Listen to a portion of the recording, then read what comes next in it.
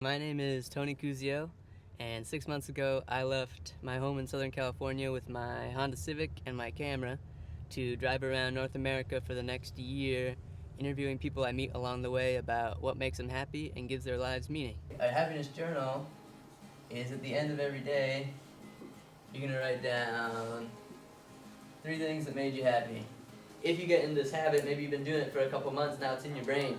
So you start to realize that as you go about your day, you're looking for stuff that makes you happy. If I'm always looking for things that make me happy, it changes how I see the world in a way, right? I think you choose your attitude every day. I can't change what's happening to me. I can only control what I can control. And that's my attitude. When I was 13 years old, I was diagnosed with leukemia and given about a 30% chance of survival. But got lucky after 3 years of pretty intensive chemotherapy where I had pneumonia and a collapsed lung and suffered a stroke. I came out the other end all right and recovered more or less physically from the disease, but was left pretty emotionally scarred and went through a couple years of pretty deep depression. That's what kind of sparked my interest in positive psychology and the study of happiness. You know, they say that perhaps happiness is a state of mind, but I think it's a state of decision.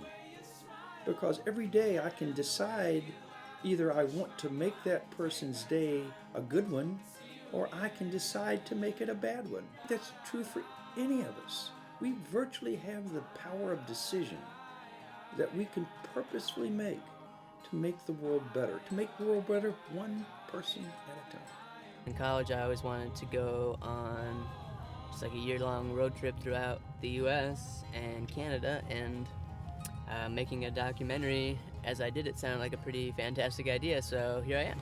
If everything you're doing is about getting to a certain point in your life, and you have to be miserable 98% of your waking hours to get to that thing, I think when you achieve that thing, no matter what it is, if it's a thing, then you can lose it. So happiness to me is not to be achieved, but to be experienced.